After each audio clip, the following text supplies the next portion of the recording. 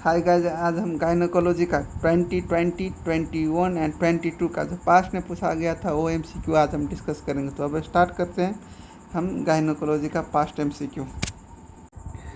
Secondary amenorrhoea after 3 months of abortion due to serum FSH 67 international per litre, diagnosis is what.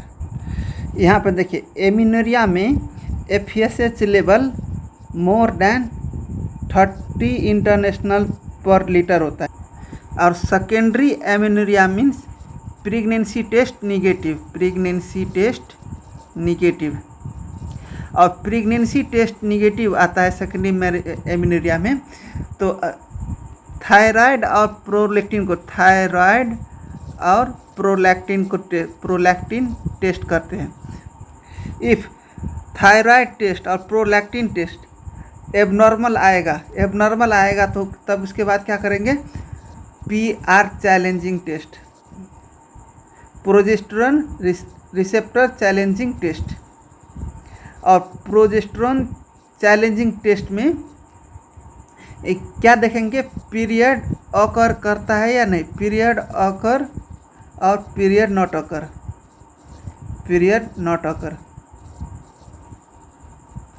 If period होता है तो PCOD disease हुआ उसको, मतलब second amenorrhoea में कौन सा डिजीज काउज किया, PCOD. If PR challenging test में पीरियड ऑकर नहीं किया तो इसके बाद हम क्या करेंगे, ईआर एस्ट्रोजन और प्रोजेस्टेरोन चैलेंजिंग टेस्ट दोनों करेंगे, कॉम्बाइनिंग टेस्ट, ईआर और PR challenging test. If ER और पीआर चैलेंजिंग टेस्ट करेंगे तो इसमें भी पीरियड आता है या कि नहीं ये देखते हैं। तो पीरियड ऑकर और period not occur. If period नहीं आता है तो एशरमैन सिंड्रोम कॉज करता है। और इफ पीरियड आता है इसका मतलब क्या हुआ, प्रीमैच्योर ओवेरियन फॉलिकल और ovarian injury, CNS tumour, Sheehan syndrome, ये सब सेकेंडरी एमिनोरिया का कॉजेज है। तो यहाँ पे क्या है, सेकेंडरी एमिनोरिया है और सेकेंडरी एमिनोरिया में एफएसएच का level more than 30 international unit है। तो यहाँ पे एफएसएच लेवल कॉन्सिस्टेंटली हाई है, मतलब पीरियड नहीं आया है, period not occur. If FSH level consistently high होता है तो पीरियड नहीं आता है, पीरियड नॉट ऑकर। और ये सेकेंडरी एमिनोरिया में, तो इसका कॉजेज क्या हुआ, Asherman syndrome, D. Next, a 16-year-old girl with primary amenorrhea, sac will develop. On examination, there is the bluish bulging hymen. What is the best management? Bluish bulging hymen means imperforated hymen। और यहाँ पे bluish bulging है, bluish bulging means क्या हुआ, imperforated hymen.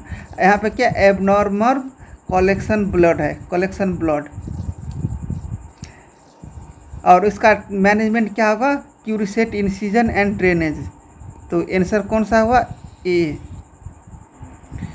A 55 years old woman was found to have the carcinoma cervix FIGO staging 3B. What is the management? यहाँ पे हम carcinoma of cervix का मैनेजमेंट पढ़ते हैं। तो देखिए, कार्सिनोमा ऑफ सर्विस का स्क्रीनिंग के लिए क्या क्या टेस्ट करेंगे, Papanicolaou test, liquid based cytology test और एसपीबी टेस्ट स्क्रीनिंग के लिए। अब स्क्रीनिंग टेस्ट में पॉजिटिव आ गया तो हम कन्फर्मेशन के लिए कोल्पोस्कोपी करेंगे, कोल्पोस्कोपी मीन्स बायोप्सी करेंगे। कोल्पोस्कोपी से हम डिफ्रेंशिएट करेंगे कि CIN1 डिजीज़ है या CIN2 और 3 है और कैंसर है, ये डिफ्रेंशिएट करेंगे। इफ़ CIN1 डिजीज़ है तो इसमें treatment not required. If CIN 2 और 3 है डिजीज है तो कैरियोथेरापी करेंगे। इफ़ कैंसर है, कोल्पोस्कोपी से कैंसर कन्फर्म हो गया, carcinoma of cervix cancer confirm हो गया, तो हम उसके लिए clinical examination with image assessment करेंगे। इमेज असेसमेंट में क्या करेंगे, MRI और विथ और विदाउट CT, पेट, साइटोस्कोपी, प्रोटोस्कोपी, IV पाइलोग्राफी और चेस्ट एक्सरे भी करेंगे। इफ़ कैंसर ये एग्जामिनेशन से टेस्ट से कन्फर्म हो गया तो हम उसको मैनेजमेंट करेंगे। तो मैनेजमेंट हम स्टेज वाइज करेंगे। तो सबसे पहले हम उसका कैंसर का डिवीज़न देखेंगे। तो ये अर्ली डिजीज़ है या लोकल एडवांस डिजीज़ है और मेटास्टैटिक डिजीज़ है। और अर्ली डिजीज़ में कौन कौन सा स्टेज पड़ता है और लोकली एडवांस डिजीज़ में कौन कौन सा स्टेज पड़ता है और मेटास्टैटिक डिजीज़ में कौन कौन सा स्टेज पड़ता है। यहाँ देखिए, मेटास्टैटिक डिजीज़ में ग्रेड 4B पड़ता है और अर्ली डिजीज़ में 1 का 1, A1, A2 और 1 का B1 इतना अर्ली स्टेज में पड़ता है और रिमेनिंग जितना भी है वो लोकली एडवांस डिजीज में पड़ता है। तो क्वेश्चन में 3B पूछा है, तो 3B देखिए ना, मेटास्टैटिक स्टेज में 3 पड़ता है और ना अर्ली डिजीज में 3 पड़ता है। तो पड़ता किस में है, लोकली एडवांस डिजीज में 3B। और लोकली एडवांस डिजीज का मैनेजमेंट क्या है, लोकली एडवांस डिजीज का मैनेजमेंट क्या है, इफ़ 1B2 और 2A1 रहेगा तो सर्जिकल हिस्टेक्टोमी करेंगे विथ लिम्फ एडिनोटोमी और radiotherapy. If 1B3, 2A2, 2B3 और 4A रहेगा तो प्लैटिनम बेस्ड केमोथेरापी करेंगे। इफ़ 4B रहेगा तो palliative chemotherapy with bevacizumab with और विदाउट पैलेटिव रेडियोथेरापी करेंगे। इफ़ अर्ली डिजीज में 1A1 रहेगा तो सिंपल हिस्टेक्टोमी विथ और विदाउट पेल्विक लिम्फ एडिनोटोमी और 1A2 और 1B1 रहेगा तो radical hysterectomy with pelvic lymphadenectomy करेंगे। तो यहाँ पे आंसर कौन सा हुआ, concurrent chemo radiation, answer A. Next, a couple presented with infertility, semen analysis is normal, female has menorrhagia on HCG, there is a distal dilated with fimbriae, what is the likely diagnosis। यहाँ पे देखिए, infertility का causes क्या होता है, infection के कारण भी इनफर्टिलिटी हो सकता है, इन्फेक्शन स्प्रेड फैलोपियन ट्यूब,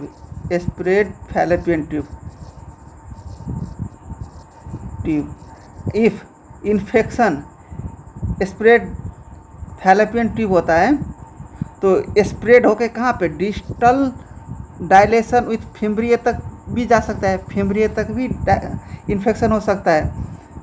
तो if infection distal dilated with fimbriae में रहेगा तो उसका कॉजेज क्या रहेगा, ट्यूबल सैल्फेंजाइटिस।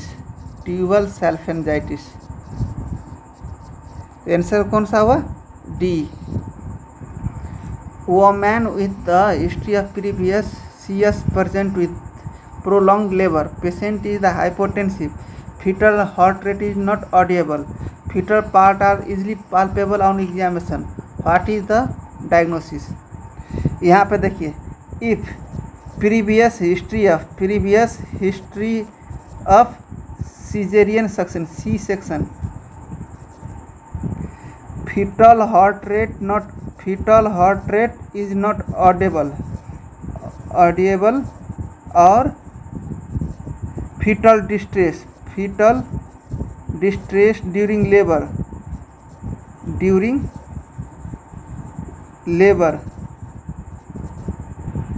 और undetectable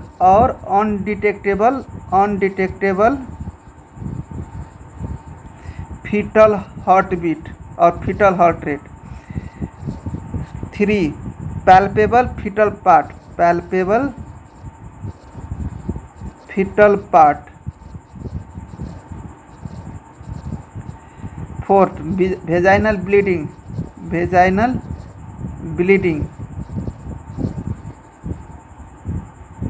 ये सब फीचर रहेगा तो it's suggestive of the uterine rupture. तो यहाँ पे आंसर कौन सा हुआ? B, uterine rupture. और हाइपोटेंसिव क्यों हुआ? Hypotensive due to blood loss. और फीटल हार्ट रेट यहाँ फीचर है, तो आंसर बी।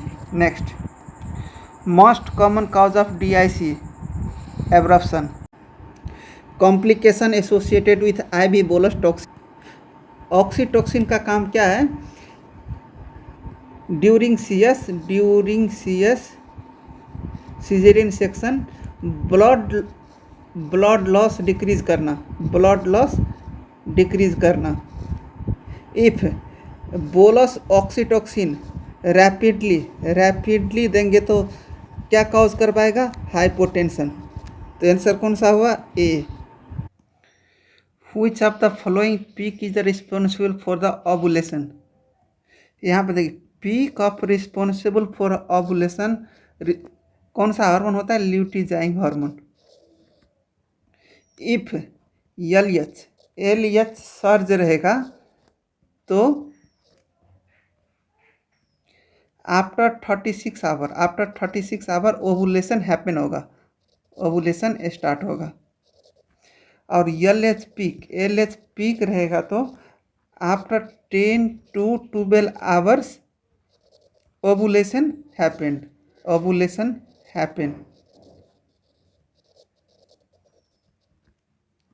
और 28 डे के साइकिल में ओवुलेशन कब अकर करता है? डे 14 में। Day 14 ovulation happen. और 23 years old Primi Grevida present her physician at 18 week with the FBS fasting more than 126 milligram per deciliter और HbA1c more than 6.5. What is the diagnosis? देखिए, pre diabetes Miletus को overt diabetes Miletus भी बोलते हैं, overt diabetes Miletus. और over diabetes Miletus के लिए sugar value कितना होना चाहिए फास्टिंग में? 126 मिलीग्राम पर डेसीलीटर से ज़्यादा। और गैस्ट्रेशनल डायबिटीज मिलेटस के लिए शुगर वैल्यू कितना होना चाहिए? More than 200 milligram per decilitre.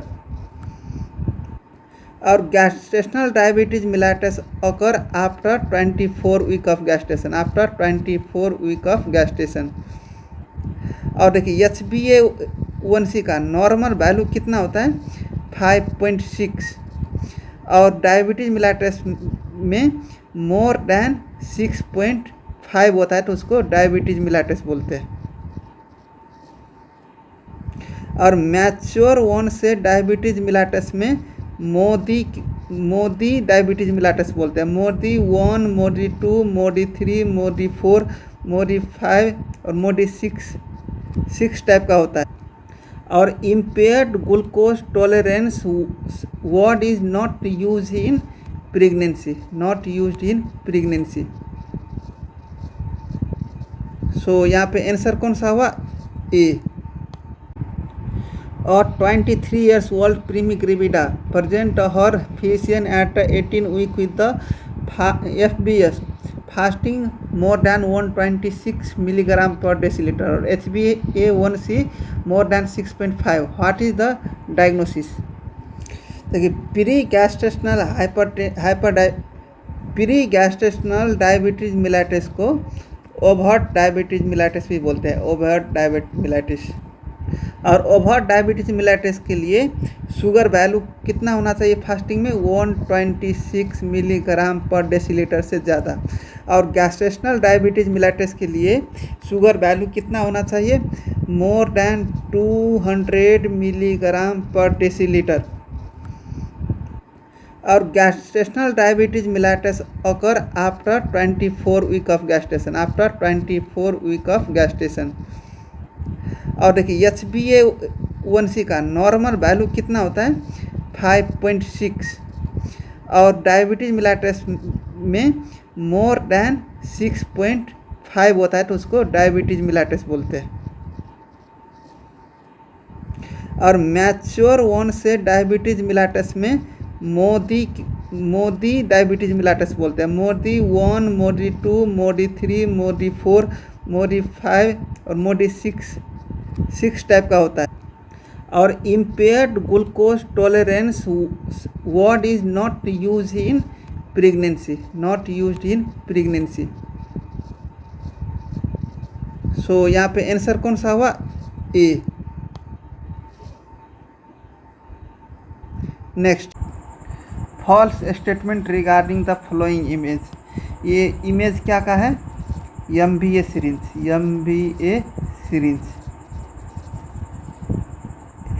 MVA syringe can be used up to 12 weeks, 12 weeks, up to 12 weeks means first trimester तक के एस्पिरेशन के लिए, फर्स्ट ट्राइमेस्टर में एस्पिरेशन के लिए यूज करता है MVA syringe। और उसका कैपेसिटी कितना है? Capacity 60 ml, capacity 60 ml। और प्रेशर कितना? 660 mg। और उसमें कैनोला कौन सा यूज होता है? Cannula, Karman cannula, Karman cannula. तो यहाँ पे फॉल्स बोला है, false statement regarding the image. तो यहाँ पे देखिए कैपेसिटी 60 ml है, 30 ml नहीं है, तो आंसर कौन सा हुआ? सी। और 24 years old primi gravida attend ANC clinic with history BP 160/120 and lab findings show increase liver enzyme and increase IDH और low platelet count। diagnosis is, यहाँ पे देखिए LP मीन्स क्या हुआ? Low platelet count, low platelet count. EV मीन्स क्या हुआ? Elevated liver enzyme, elevated liver enzyme. H मीन्स क्या हुआ? Haemolysis, haemolysis. और हेल्प सिंड्रोम किसका कॉम्प्लिकेशन है? कॉम्प्लिकेशन प्रेगनेंसी का, प्रेगनेंसी का। तो यहाँ पे देखिए प्रीमी ग्रेविडा है तो प्रेगनेंसी पेशेंट है। लैब फाइंडिंग में लीवर एंजाइम एलिवेटेड है, लो प्लेटलेट काउंट है, तो डायग्नोसिस क्या हुआ? HELLP syndrome, B. Next, which type of pelvis is associated with persistent ओसिपिटो posterior position? ओसिपिटो posterior position pelvis, occipito posterior position seen in the anthropoid pelvis, anthropoid pelvis। और most common pelvis is gynecoid, gynecoid is the most common pelvis। और most abnormal pelvis is android, most abnormal pelvis, android is the most abnormal pelvis. A means abnormal. और platypelloid pelvis means flat pelvis, flat pelvis. An intern conducting delivery observe mother developing breathlessness, hypotension, tachycardia and collapsing, shock is out of the proportion to bleeding, what is the causes? यहाँ पे देखिए initially neurogenic shock, neurogenic shock. और key point सब याद रखें, की point सब में woman collapse, woman collapse. Next, develop sudden hypotension, developed sudden hypotension. Bradycardia, bradycardia. No excessive vaginal bleeding, excessive vaginal bleeding.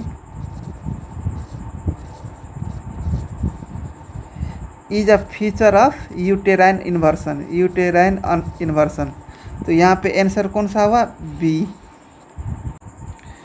और 25 years old woman visit labor room at 37 week of patient has the mild level pain for 10 hours and cervix is persistently 1 centimeter dilated and uneffaced management is। यहाँ पे देखिए mild labour pain for 10 hours, 10 hours है मतलब latent phase and cervix is persistently 1 centimetre dilate और अनइफेस्ड मतलब latent phase with persistently 1 centimeter dilated cervix with uneffaced means progressive in labor, progressive of labor, latent phase with persistently dilation and uneffaced is the suggestive of progressive of labour. और progressive of labour का most accurate management क्या है? Management sedation and wait. तो answer कौन सा हुआ? C. A pregnant woman with a prosthetic valve on warfarin test positive for pregnancy, what is the advice to be given? यहाँ पे देखिए warfarin is the teratogenic drug, तो teratogenic drug है ये हम प्रेगनेंसी में नहीं देंगे। तो teratogenic drug warfarin avoid in first trimester then given और continue in second trimester. First trimester में वारफेरिन एवॉइड करेंगे और सेकेंड ट्राइमेस्टर में कंटिन्यू कर सकते हैं। तो उस वारफेरिन के रिप्लेसमेंट में हम कौन सा ड्रग यूज़ करेंगे? हेपारिन। अर्ली प्रेगनेंसी में हेपारिन यूज़ करेंगे, अर्ली प्रेगनेंसी में।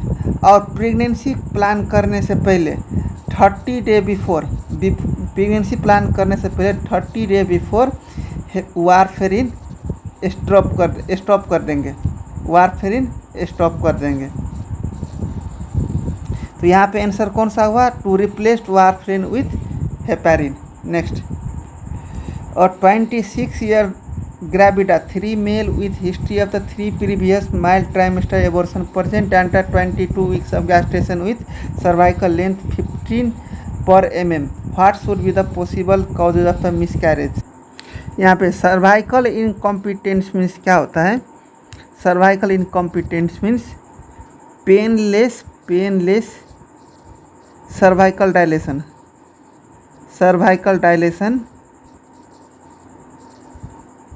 इन सेकेंड ट्राइमेस्टर।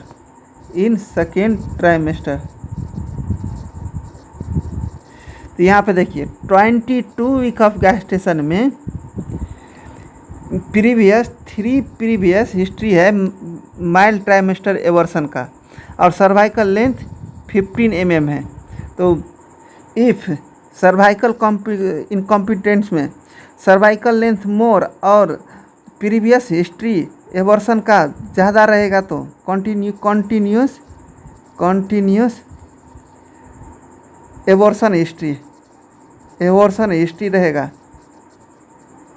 और सर्वाइकल लेंथ मोर रहेगा। तो मिसकैरेज का कॉजेज क्या रहेगा? Cervical incompetence. Answer A. A pregnant woman come for the check of the 18 weeks. On examination, she was found uterine size correspond on only 16 weeks. On ESG, oligohydramnios was found. Which of the following likely causes? Oligohydramnios found means क्या हुआ? Kidney cell develop नहीं हुआ, kidney cell not developed. और kidney cell develop नहीं होगा तो क्या होगा? Renal agenesis. तो आंसर कौन सा हुआ? सी। Which is the most cost effective cheap cervical screening test? Visual, VIA, visual inspection of acetic acid. Visual inspection of acetic acid test is the most cost effective cheap and cervical screening test. The answer A.